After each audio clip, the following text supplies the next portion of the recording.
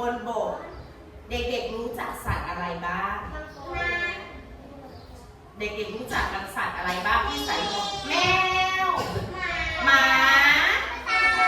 ต่ายเสือยีราฟสิงโตใช่ไหมคะเยอะแยะมากมายเลยกิ้งก่า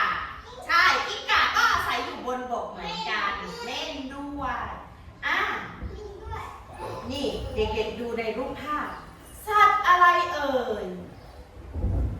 เลี้ยงไว้ในบ้านออดอ้อนน่ารักแมวเสียงยังไงเหมียวแมวมีเยอะแยะมากมายหลายสายพันธุ์เลยอาศัยอยู่ที่ไหนแมวอยู่ที่บ้านของเราใช่ไหมคะไหนบ้านใครเลี้ยงแมวบ้างยกมือเลี้ยงแมวเด็กๆเวลาเด็กๆจับแมวเสร็จแล้วเด็กๆต้องไปล้างมือด้วยนะคะต่อไปสัตว์ที่อาศัยอยู่ในน้ำสัตว์ที่อาศัยอยู่ในน้ำเด็กๆรู้จักอะไรบ้างกุ้งใช่ไหมแล้วมีอะไรอีกปลา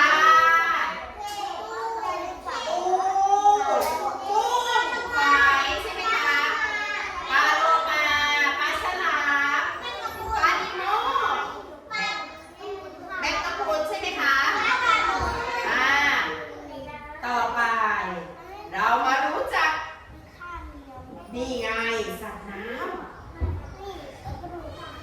ปลาภาษาอังกฤษว่าอะไรคะรู้ป่ะฟิช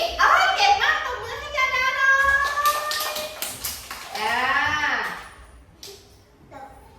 ฉลามภาษาอังกฤษอะไรนะช้างตบมือให้แอลหน่อยเก่งมากเลยวันนี้